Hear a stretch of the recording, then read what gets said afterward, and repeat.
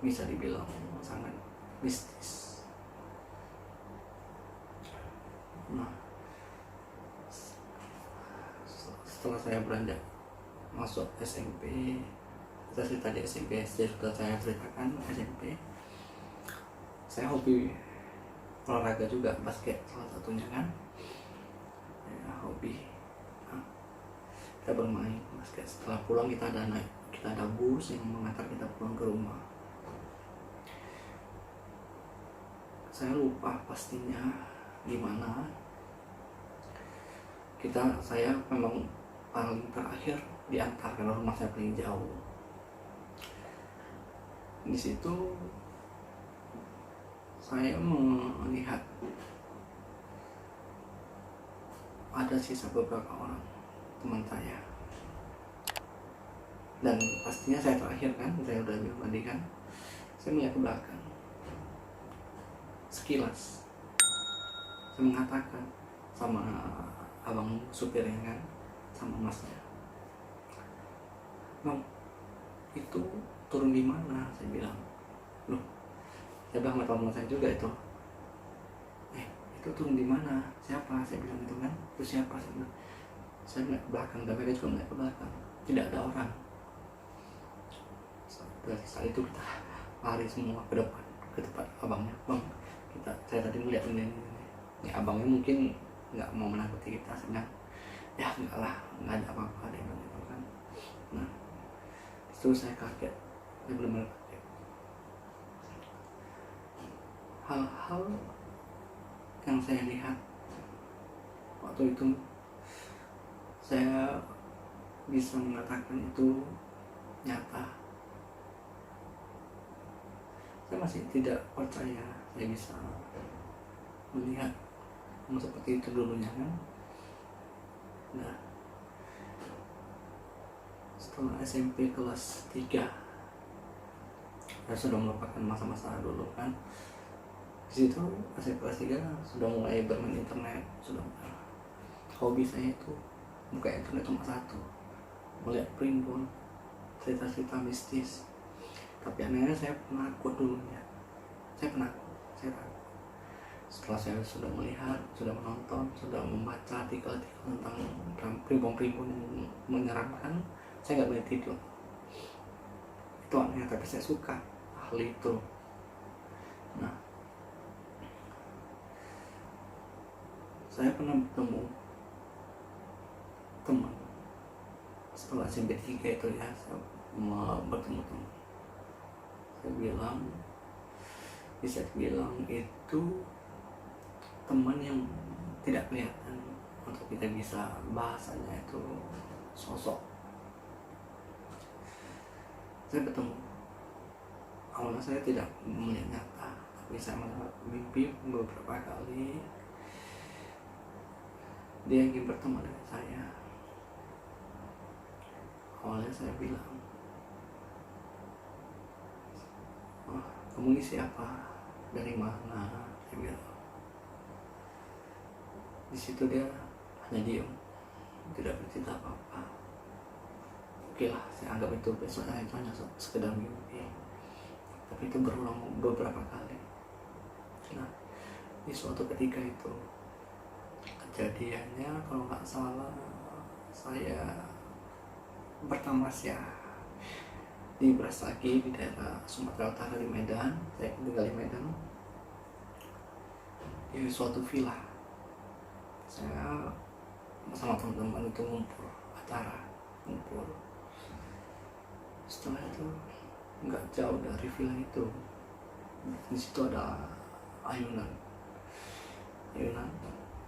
Melihat sekilas sosok, umurnya mungkin sebaya saya waktu SMP kelas 3 itu kan.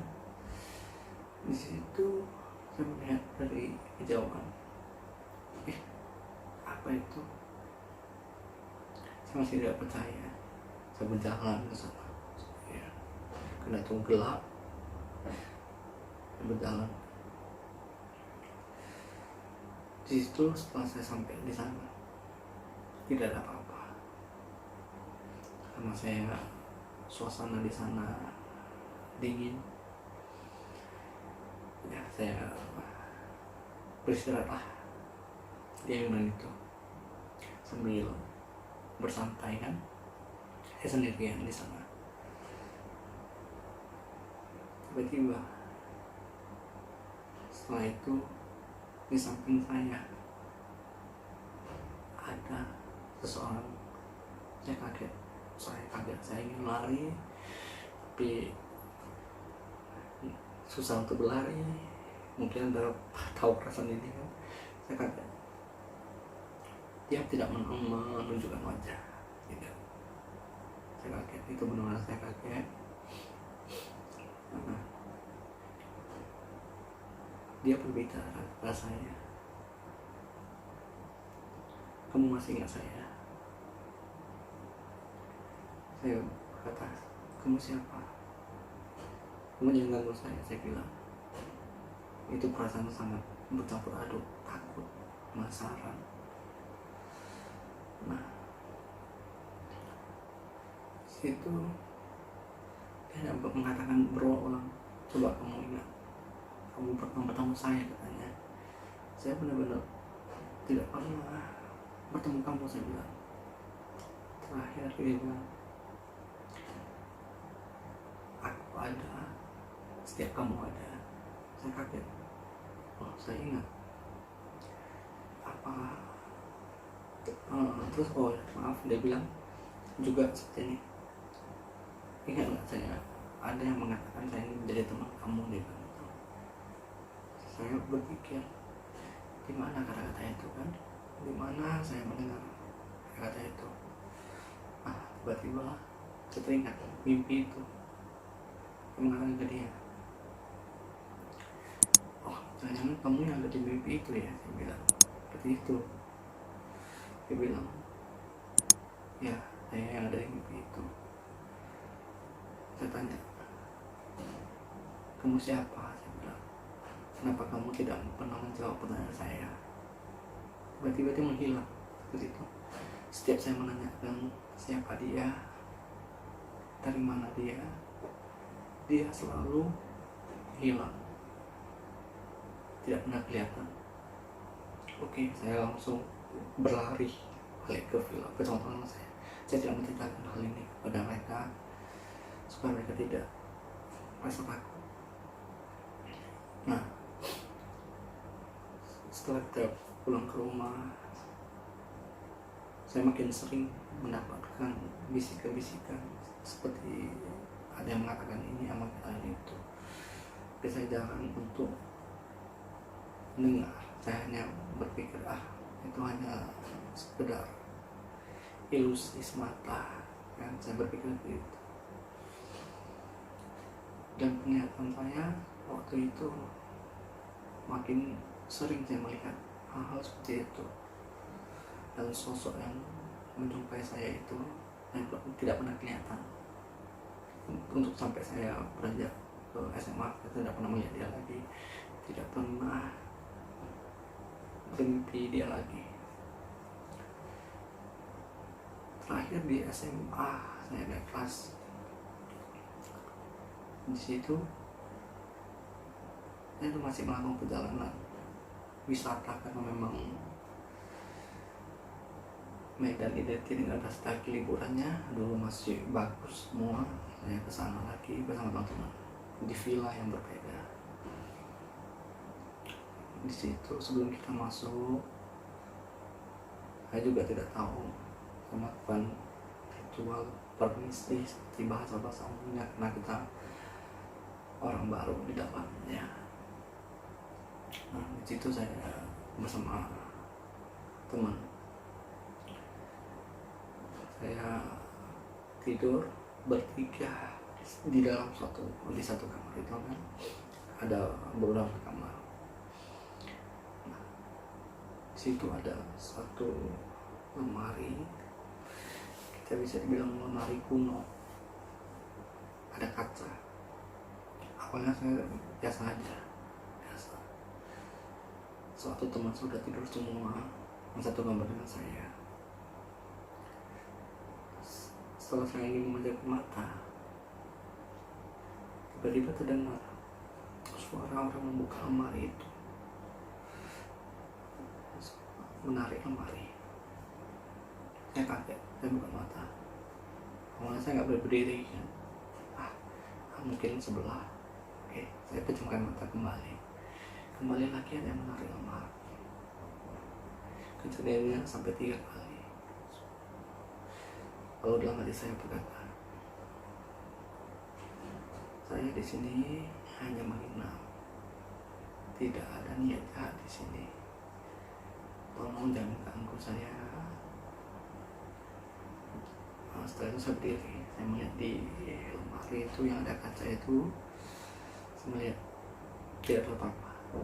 Oke, saya kembali memejamkan mata. Alhasil setelah itu tidak ada lagi suara-suara seperti itu.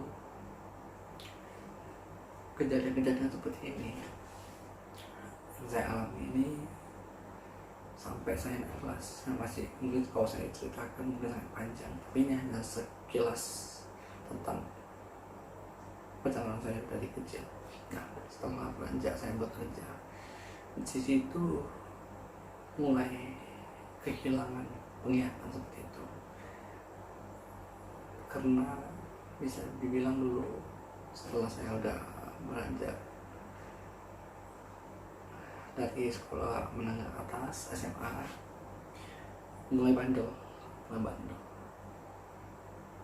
Setelah itu saya jarang bisa melihat lagi seperti itu. Dan setelah saya bekerja, bertemu orang, saya dulu bekerja di marketing, sebagai marketing di asuransi, di perbankan. Situ saya sangat bisa dibilang bandel, bingung sama bos, manajer, entertain customer. Oke. Saya hampir bisa dibilang beberapa kali jadi hampir meninggal dunia. Saya pulang mabuk-mabuk tengah malam di jalan tol. Saya ketiduran. Di situ ada mobil kontainer parkir. Saya ketiduran. Tiba-tiba singkat cerita mobil itu berbelok sendiri. Itu saya benar-benar ketiduran. Saya kaget setengah mati. Itu mungkin kejadiannya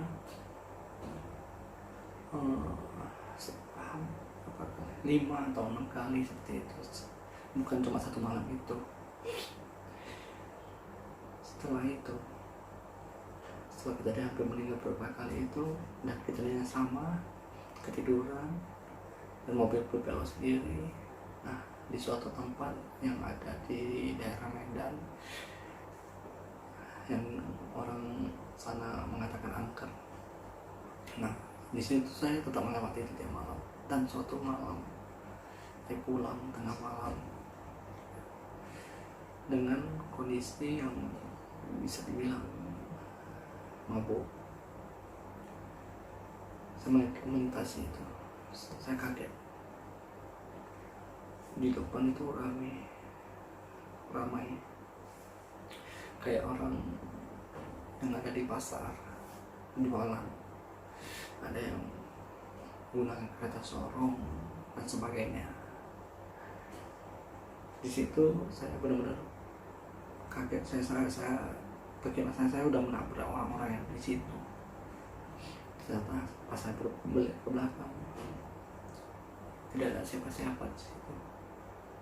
Saya melewati lagi, saya melintasi lagi.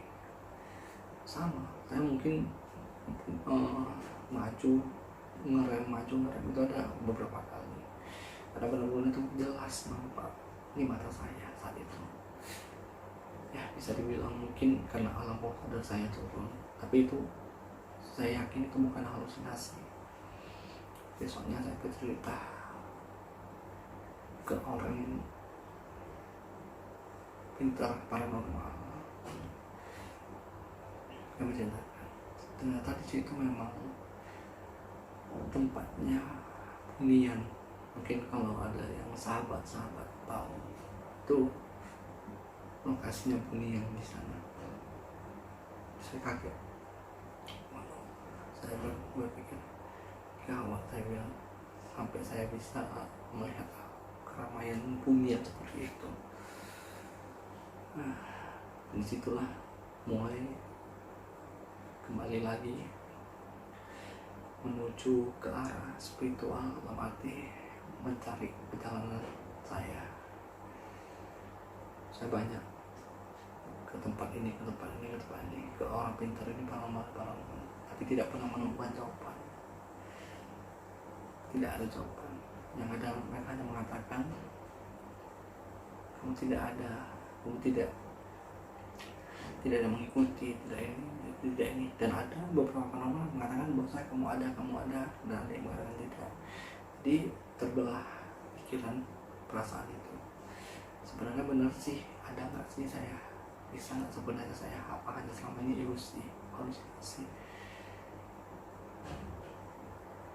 Saya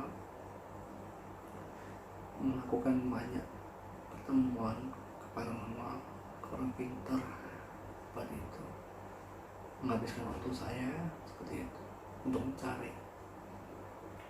tapi tidak pernah menemukan jawaban. Malah yang ada membuat saya bimbang akan segala hal.